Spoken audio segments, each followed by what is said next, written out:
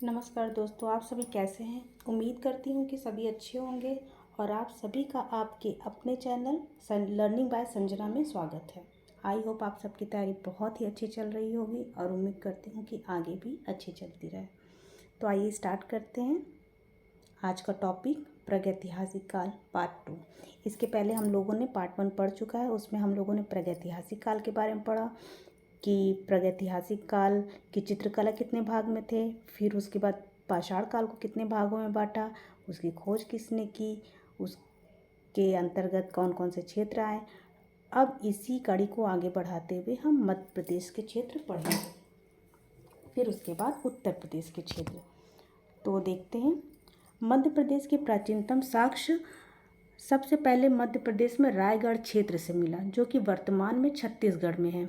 और रायगढ़ क्षेत्र से कौन कौन से स्थल प्राप्त हुए हैं, तो सिंघनपुर, कबरा पहाड़, बोतालदा, खैरपुर, अमर गुफा, कर्मापुर, नवागढ़, खरसरिया, ये सभी क्षेत्र छत्तीसगढ़ में है। छत्तीसगढ़ के रायगढ़ स्थल में है। कौन कौन से, सिंघनपुर, बोतालदा, अमर गुफा, नवागढ़, कबरा पहाड़, खैरपुर, कर्मापुर और खरसरिया, ये सभी छत्तीसगढ़ में हैं। और मध्य प्रदेश का एक क्षेत्र है होशंगाबाद, ये आदमगढ़ की पहाड़ी पर है, और बुंदरी और रहेली। अब देखेंगे पंचमढ़ी के क्षेत्र। पंचमढ़ी मध्य प्रदेश में आता है और इसके अंतर्गत कौन कौन से क्षेत्र आते हैं ये देखेंगे। तो सबसे पहले महादेव पहाड़ी, फिर जम्बूद्वीप, बनियाबेरी, इमलीखो, मांटे राजा, लश्करिया, नींबू भोज, सोनभद्र, बाजार केव और महादेव बाजार। फिर देखेंगे शिवपुरी के क्षेत्र, रीवा, सतना, ग्वालियर, पहाड़पुर, भीमबेटका, नरसिंहगढ़, पन्ना क्षेत्र, विदिशा और जावरा। प्रागैतिहासिक चित्रों की विशेषताएं देखेंगे। इसके धरातल कैसे होते थे, तो शैल या पत्थर, धरातल के रूप में क्या यूज हुआ है, शैल या पत्थर। रंग कैसा था, गेरू, रामरज और खड़िया। लंबे समय तक रंगों को टिकाऊ रखने के लिए उसमें जानवरों की चर्बी का प्रयोग किया जाता था। और मुख्य विषय क्या था, तो आखेट वहाँ का मुख्य विषय था। प्रागैतिहासिक काल में मानव ने चित्रों का अंकन प्रतीक के रूप में किया है। प्रागैतिहासिक काल में मानव ने चित्रों का अंकन प्रतीक के रूप में किया है। और भारतीय चित्रकला वर्णनात्मक है। चित्रकला रंग प्रधान है, भारतीय चित्रकला रेखा प्रधान। अब रायगढ़ का क्षेत्र जो कि छत्तीसगढ़ में है, इसके अंतर्गत आने वाला पहला देखेंगे प्रागैतिहासिक स्थल कौन सा है, तो सिंघनपुर। इसकी खोज कब हुई थी, तो 1910 में डब्ल्यू एंडरसन ने सिंघनपुर की खोज की थी। कब की थी, 1910 में डब्ल्यू एंडरसन ने सिंघनपुर की खोज की थी। और 1913 में अमरनाथ ने लिखित विवरण दिया था। 1913 में अमरनाथ ने लिखित विवरण दिया था। फिर उसके बाद 1917 में 4 साल बाद पर्सी ब्राउन ने इंडियन पेंटिंग में इसका व्याख्या किया था या विवरण दिया था। फिर 1923 में प्री हिस्टोरिक इंडियन में पंचानन ने केवल सिंघनपुर का विवरण दिया था, बाकी क्षेत्र का नहीं दिया था, ओनली सिंघनपुर का इन्होंने विवरण दिया था। सिंघनपुर कहाँ स्थित है, तो ये माठ नदी के किनारे स्थित है। सिंघनपुर कहाँ स्थित है, तो सिंघनपुर माठ नदी के किनारे स्थित है। और यहाँ पर कुल कितनी गुफाएं प्राप्त हुई हैं, तो यहाँ पर कुल 50 गुफाएं प्राप्त हुई हैं। अब देखेंगे कि सिंघनपुर में सबसे प्रसिद्ध चित्र कौन सा है और कौन कौन से चित्र प्राप्त हुए हैं। तो सिंघनपुर में सबसे प्रसिद्ध चित्र है जंगली भैंसे का। जंगली भैंसे का चित्र हमको कहाँ से प्राप्त होता है, तो सिंघनपुर से। फिर कपी मानव का शैल चित्र, ये कहाँ से प्राप्त हुआ है, सिंघनपुर से। घायल भैंसे को बर्छिक से छेदते हुए तीरों से बिंधा हुआ घायल भैंसे का शैल चित्र, ये भी हमें सिंघनपुर से मिला है। द्वार पर असंख्य कंगारू का शैल चित्र, ये बहुत ही प्रसिद्ध है, महत्वपूर्ण है। इसका चित्र भी हमें सिंघनपुर से मिला है। चारों तरफ से मानव द्वारा तीरों से घेरे हुए। फिर है सूंड उठाए हाथी का शैल चित्र, महिष का शैल चित्र, युद्ध का सजीव शैल चित्र, नृत्य या नाच के शैल चित्र, ये भी सिंघनपुर से मिला है। लेकिन अगर प्रसिद्ध चित्र पूछे तो लिखुनिया से नृत्य दृश्य का प्रसिद्ध चित्र मिला है। पूंछ के सहारे खड़े हुए सर्प का चित्र, ये भी सिंघनपुर से मिला है। और मत्स्य कन्या का चित्र, ये कहाँ से प्राप्त हुआ है, तो सिंघनपुर से। और सिंघनपुर का सर्वश्रेष्ठ चित्र कौन सा है, तो घायल भैंसे का चित्र सिंघनपुर का सर्वश्रेष्ठ चित्र है। इसके बाद हम देखेंगे कबरा पहाड़। कबरा पहाड़ कहाँ है? कबरा पहाड़ कहाँ है? तो रायगढ़ छत्तीसगढ़ में है। प्राचीन जाति का चित्रण, प्राचीन छिपकली की जाति का चित्रण कबरा पहाड़ से प्राप्त हुआ है। परियों के चित्र भी हमें कहाँ से मिले हैं? तो कबरा पहाड़ से। 4 नृत्य मानव का चित्र, 4 नृत्य मानव का चित्र ये कहाँ से मिला है? तो ये भी कबरा पहाड़ से मिले। और ये सारे चित्र कैसे हैं? रेखा चित्र हैं। फिर देखेंगे बोतालदा। बोतालदा ये कहाँ है? ये भी आपके रायगढ़ में है। तो यहाँ से हमें छिपकली के चित्र मिले जो कि प्रसिद्ध हैं। फिर हिरण और जंगली भैंसे का चित्र मिला है। कहाँ से? बोतालदा से हिरण और जंगली भैंसे का चित्र मिला है। फिर इसके बाद देखेंगे होशंगाबाद जो कि एमपी यानी मध्य प्रदेश में है। इसके अंतर्गत कौन कौन से क्षेत्र आते हैं? तो आदमगढ़ पहाड़ी, बुंदनी और रहेली। आदमगढ़ पहाड़ी, बुंदनी और रहेली। होशंगाबाद की खोज किसने की थी? तो 1922 में मनोरंजन घोष ने। मनोरंजन करना है तो हमको होश में रहना पड़ेगा, तो होश में रहते हुए मनोरंजन 1922 में किया गया था। फिर उसके बाद देखेंगे कि किस नदी के किनारे है? तो नर्मदा नदी घाटी के आदमगढ़ पहाड़ी में शैल चित्रों की खोज 1922 में मनोरंजन घोष ने की थी। किस नदी के किनारे है? तो नर्मदा नदी घाटी के किनारे है। इस गुफा में लगभग 12 चित्र या बोले तो 1 दर्जन चित्र प्राप्त हुए हैं। आदमगढ़ पहाड़ी है। आदमगढ़ क्या है? आदमगढ़ एक पहाड़ी है और होशंगाबाद जिले के अंतर्गत स्थित है। अधिकांशतः यहाँ छेपांकन पद्धति में शैल चित्र बनाए गए जिसको हम स्टेंसिल कहते हैं। तो यहाँ पे ज़्यादातर चित्र कैसे बनाए गए हैं? तो छेपांकन पद्धति में। छेपांकन पद्धति का सबसे अधिक प्रयोग देखते हैं तो होशंगाबाद से ही हमको प्राप्त होता है। प्रमुख चित्र कौन कौन से हैं? सबसे उत्कृष्ट जिराफ समूह का चित्र है। विशालकाय 8 फुट का महामहिष यानी 10 × 6 फीट का महामहिष का चित्र यहाँ से प्राप्त हुआ। कहाँ से? होशंगाबाद से। फिर 4 फीट लंबे विशालकाय हाथी का भी चित्र हमको होशंगाबाद से प्राप्त होता है। एक शिकारी को भाला लिए हुए वृक्ष की डाल पर चित्रण किया गया है होशंगाबाद में। ऊंचे सींग वाले भैंस का चित्रण कहाँ से? होशंगाबाद से। फिर 4 धनुर्धारी आखेट करने के बाद उल्लासमय जीवन का चित्रण, मोर और वन देवी का चित्रण, छलांग लगाते बारहसिंगा ये कहाँ से मिला है? तो होशंगाबाद से।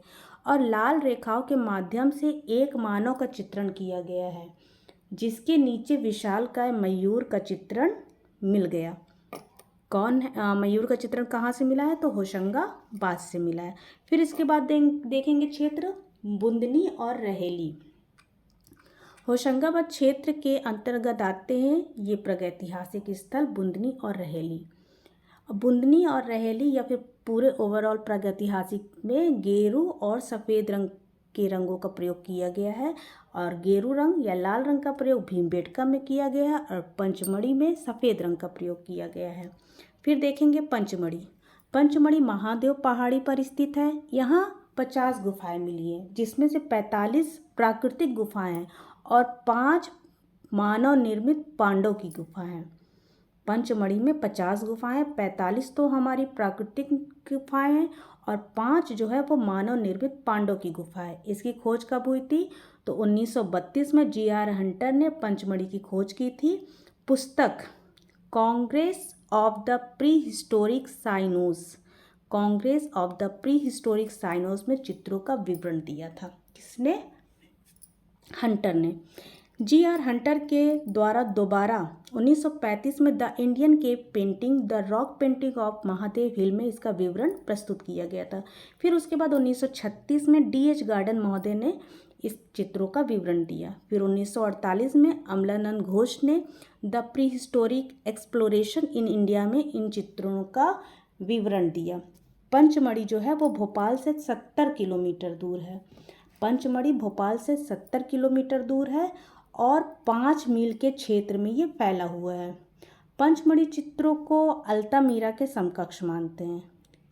कहाँ के चित्रों को अल्तामीरा के समकक्ष मानते हैं? तो पंचमढ़ी के चित्रों को अल्तामीरा के समकक्ष मानते हैं। पंचमढ़ी में कितने स्तर के चित्र प्राप्त हुए हैं? तो 3 स्तर के चित्र मिले हैं, जिसमें से पहला डमरूनुमा या तख्तीनुमा है, जिसमें मानव आकृतियाँ मिली हैं। फिर उसके बाद हाथ पैर की बेडौल सुडौल आकृतियाँ, ओजपुड़ा आकृतियाँ, ये दूसरे में मिली हैं। और आकृतियों में झुकाव दिखाया गया है, दैनिक जीवन से संबंधित चित्र मिले हैं तीसरे में। यहाँ पर जेनर पेंटिंग से संबंधित चित्र मिले। प्रागैतिहासिक कला में कौन सा ऐसा क्षेत्र है जहाँ जेनर पेंटिंग की गई है? तो अपने पंचमढ़ी में जेनर पेंटिंग संबंधित चित्र मिले हैं। पुत्री नुमा चित्र दिखाए गए हैं, कहाँ पर? पंचमढ़ी में। और सामान्य जनजीवन से संबंधित चित्र तो कंपनी शैली में मिले हैं, पर यहाँ पर भी प्रागैतिहासिक की बात करेगा तो पंचमढ़ी में है। पंचमढ़ी में अधिकांशतः सफ़ेद रंग का प्रयोग किया गया है। पंचमढ़ी में सबसे अधिक धनुर्धारियों के चित्र मिलते हैं। शहद एकत्रित करते हुए, आखेट को प्रस्थान करते हुए, गाय चराते चरवाहे, घरेलू जनजीवन के चित्र कहाँ मिले हैं? तो पंचमढ़ी से मिले हैं। वाद्य यंत्र बजाते हुए चित्र कहाँ से प्राप्त हुआ है? पंचमढ़ी से। घुड़सवार योद्धा का चित्रण पंचमढ़ी से। संगीत का आनंद लेते युगल, ये भी कहाँ से मिला है? तो पंचमढ़ी से। अब देखते हैं पंचमढ़ी क्षेत्र के अंतर्गत आने वाले क्षेत्र कौन कौन से हैं। तो बाजार केव, जम्बूद्वीप, इसको जम्बू नाला के नाम से भी जानते हैं, बनियाबेरी, मांडादेव और इमली खो। बाजार केव या महादेव बाजार से विशालकाय बकरी का चित्र मिला है। जम्बूद्वीप से नृत्य वादन का दृश्य, एक कांटेदार जीव को देखते हुए मानव का दृश्य मिला है। बनियाबेरी से क्या प्राप्त हुआ है? तो स्वास्तिक पूजा का श्रेष्ठ चित्र मिला है। अश्वारूढ़ व महिषासुर, सैनिकों का युद्ध, ये सब मिला है कहाँ से? बनियाबेरी से। माड़ादेव, शेर के आखेट का दृश्य मिला है। भाड़ादेव से शेर का आखेट का दृश्य सर्वश्रेष्ठ मिला है। फिर है इमली खो, सांभर के आखेट का दृश्य 5 धनुर्धरों द्वारा बैल का शिकार करते हुए इमली खो में दिखाया गया है। ये सभी स्थल कहाँ के हैं? तो पंचमढ़ी के हैं। अब देखते हैं शिवपुरी। ये भीमबेटका क्या है? एक पहाड़ी है और रायसेन जिला में है। तो भीमबेटका शिवपुरी क्षेत्र के अंतर्गत आता है। भीमबेटका की गुफाओं का निर्माण बलुए पत्थर के सख्त चट्टानों से हुआ है। भीमबेटका भोपाल से 40 किलोमीटर की दूरी पे है और यहाँ 600 गुफाएं प्राप्त हुई हैं, जिसमें से 275 गुफाओं में चित्र प्राप्त हुए हैं। और भीमबेटका का पूरा क्षेत्र कितना है? तो ये 10 किलोमीटर क्षेत्र में फैला है। गुफा का निर्माण कैसे हुआ है? तो भीमबेटका गुफा का निर्माण लाल बलुए पत्थर की सख्त चट्टानों से निर्मित हुआ है। भीमबेटका जो है ये मध्य पाषाण कालीन गुफा है। इसका समय क्या है? 30,000 से 10,000 BC और चित्रों का समय क्या है? 15,000 से 8,000 BC। प्रागैतिहासिक काल के तीनों काल से संबंधित गुफा अगर कोई मिलती है तो वो भीमबेटका है। शैल चित्रों का सबसे बृहद केंद्र, सबसे बड़ा केंद्र भारत में कोई है तो वो भीमबेटका है। भीमबेटका को हम जू रॉक शेल्टर भी कहते हैं। भीमबेटका में विश्व में सबसे अधिक बृहद केंद्र भी भीमबेटका को ही माना जाता है। भीमबेटका सबसे प्रागैतिहासिक चित्रकला का केंद्र विश्व में अल्तामीरा का है। देखिए 2 तरह से क्वेश्चन है। विश्व में सबसे प्रागैतिहासिक चित्रकला का केंद्र क्या है? तो अल्तामीरा। और विश्व में सबसे अधिक बृहद केंद्र कहाँ है? तो भीमबेटका, जिसकी खोज V.S. वाकड़कर ने 1958 में की थी। और V.S. वाकड़कर एक प्रोफेसर थे जो उज्जैन विश्वविद्यालय में प्रोफेसर थे। फिर इसके बाद हम देखेंगे कि 2003 में यूनेस्को की विश्व धरोहर सूची में इसको शामिल किया गया था और सबसे अधिक लाल रंगों का प्रयोग भीमबेटका में हुआ है। चित्र के स्तर देखेंगे तो भीमबेटका में 2 स्तर के चित्र मिले हैं। पहले में जानवरों को स्वतंत्र छोड़ दिया है, जाओ भैया घूमो फिरो ऐश करो। फिर उसके बाद जानवरों को मानव से अंतरंग मित्रता दिखाया गया है कि आओ तुम हमारे पेट बन जाओ। फिर अब देखते हैं यहाँ से कुछ चित्र। ग्राम्य जीवन, भाले के साथ शिकार करते हुए मनुष्य, सांप्रदायिक सभा, बारहसिंगा हिरन ग्वाले का चित्र भीमबेटका, शिकार नृत्य, रिक्श का चित्रण, हिरन का पीछा करते हुए भैंसा, ये सभी चित्र भीमबेटका से मिला है। भीमबेटका से एक दृश्य में पशुओं को झुंड में ऊंचे पहाड़ों से धक्का देते गिराते हुए चित्र का अंकन भी मिलता है। इससे पता चलता है कि प्रागैतिहासिक मानव शिकार करने का एक नया तरीका अपना रहा था। क्या अपना रहा था? एक नया तरीका अपना रहा था कि ऊपर ले जाएंगे जानवरों को, क्योंकि मित्रता तो हो ही गई है, ऊपर ले जाएंगे, दे दे के धक्का। अब है पहाड़गढ़। ये आसान नदी के किनारे है। क्या है? पहाड़ पे चढ़ना आसान नहीं है, तो ये आसान नदी के किनारे है। मोरेना मध्य प्रदेश में स्थित है। इसकी खोज DPS द्वारिकेश ने किया था। और पहाड़गढ़ से हमें मधुमक्खियों के छत्ते से घिरा चित्र प्राप्त होता है। यहाँ तीर व धनुष युक्त चित्र मिला है। हाथी, भैंसा, घोड़ा के चित्र भी हमें पहाड़गढ़ से मिला है। यहाँ के चित्र 10,000 BC से 1000 BC के मध्य अंकित हैं। यहाँ के चित्र 10,000 BC से 1000 BC के मध्य अंकित है। अब देखेंगे मंदसौर। मंदसौर गुफा भी शिवपुरी क्षेत्र के अंतर्गत ही आती है। फिर मोरी गुफा मंदसौर मध्य प्रदेश में स्थित है। मोरी गुफा कहाँ है? मंदसौर मध्य प्रदेश में स्थित है। प्रागैतिहासिक मानव को वर्ग का ज्ञान नहीं था। प्रागैतिहासिक मानव को वर्ग का ज्ञान नहीं था। यहाँ से कौन कौन से चित्र मिले हैं? पशुओं को हाँकते हुए ग्वाले, नृत्यरत मानव, देहाती बांस की गाड़ी। कहाँ से मिली है? मंदसौर से। और नोट में देखेंगे कि पहिएदार गाड़ी हमें बिढ़म से मिली है। बिढ़म क्या है? पिकनिक स्थल है। तो पिकनिक में घूमने के लिए हमको पहिएदार ही गाड़ी चाहिए ना, तो पहिएदार गाड़ी हमको बिढ़म से मिली है। अब मानव रहित छकड़ा गाड़ी मानिकपुर और मालवा से प्राप्त हुआ है। ये सारे थे मध्य प्रदेश के क्षेत्र। अब हम आते हैं उत्तर प्रदेश के क्षेत्र। तो सबसे पहले इसमें मिर्ज़ापुर। विंध्य पर्वत के कैमूर पहाड़ी श्रृंखला में सोन नदी के तट पर मिर्ज़ापुर के शैल चित्र मिले हैं। मिर्ज़ापुर कहाँ है? उत्तर प्रदेश में। किस पर्वत में? विंध्य पर्वत में। कौन सी पहाड़ी की श्रृंखला में? तो कैमूर की पहाड़ी की श्रृंखला में। नदी कौन सी है?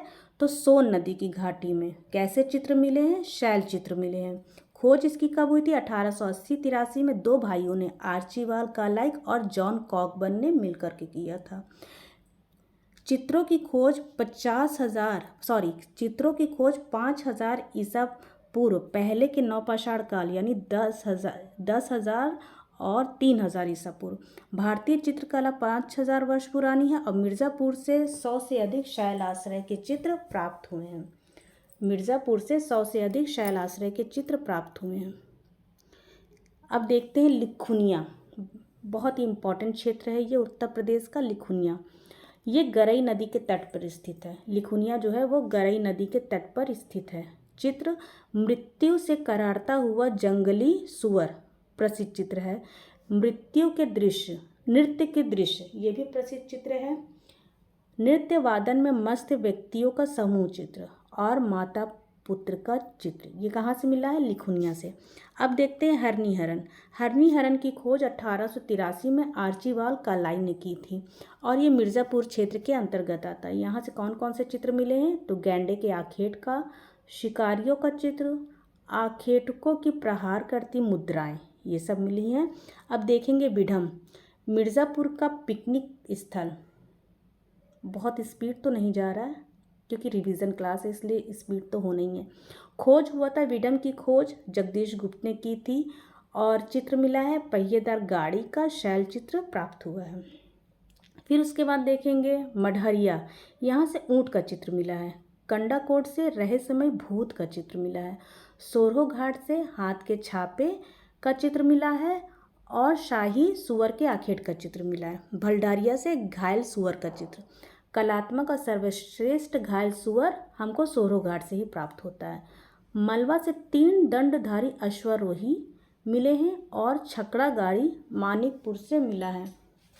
लोहरी, एक आदमी जलती मशाल लिए हुए बाघ का पीछा करते हुए दिखाया गया है।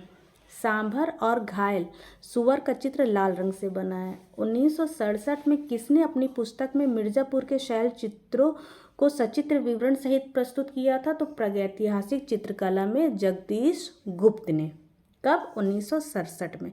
फिर आता है करियाकुंड। बारहसिंगा का पीछा करते हुए धनुर्धारी का चित्र करियाकुंड से प्राप्त हुआ है। अब है बांदा क्षेत्र। बांदा क्षेत्र की खोज किसने की थी? तो C.A. सिल्वेरॉड ने की थी। कब की थी? 1907 में की थी और ये स्थल मानिकपुर, मलबा, सरहट, करियाकुंड, करपटिया ये सभी प्रागैतिहासिक कालीन स्थल है। बीच बीच में सारे स्थलों के साथ प्रागैतिहासिक शब्द लगाते रहिए, जिससे कि अगर ये क्वेश्चन कभी भी आता है तो आपका दिमाग तुरंत क्लिक करेगा कि भैया मानिकपुर पूछा है तो ये प्रागैतिहासिक का है। क्योंकि जब क्वेश्चन में 4 ऑप्शन रहता है तो कभी प्रागैतिहासिक और कभी सिंधु को लेकर के बहुत बड़ा डाउट क्लियर हो जाता है, वो क्रिएट हो जाता है। तो इसी डाउट को क्लियर करने के लिए आप सभी नाम के आगे प्रागैतिहासिक, सिंधु ये लिखना ना भूलिएगा। मानिकपुर से हमें चोंचदार पुरुष और छकड़ा गाड़ी मिले हैं। चोंचदार पुरुष मानिकपुर से मिला है। तीर कमान लिए हुए घुड़सवार बिना पहिए रहित गाड़ी मानिकपुर से। और सरहट से क्या मिला? अश्वों का गेरू रंग से रंगा हुआ शैल चित्र। करियाकुंड से 12 सिंगा का पीछा करते हुए धनुर्धारी का चित्र प्राप्त हुआ है। अब देखते हैं दक्षिण भारत के चित्र शैल चित्र। मध्य प्रदेश का देख लिया, उत्तर प्रदेश का देख लिया, अब दक्षिण भारत के। बेल्लारी, सबसे पहले नाम आता है बेल्लारी का। तो एफ फॉसेट ने 1892 में बेल्लारी की खोज की थी। मेरे पास एक मैसेज आया था कि मैम आप जो नंबर्स बोलती हैं उसको इंग्लिश में बोला करिए। तो सॉरी मैम, इसके पहले मैंने ध्यान नहीं दिया, अब इंग्लिश में ही बोलूँगी। एफ फॉसेट ने 1892 यानी 1892 में बेल्लारी की खोज की थी और बेल्लारी कर्नाटक में स्थित है। कोगुल गुफा से बेल्लारी की तुलना की जाती है। कोगुल गुफा से बेल्लारी की तुलना की जाती है। कहाँ? स्पेन में है। कौन सा? कोगुल।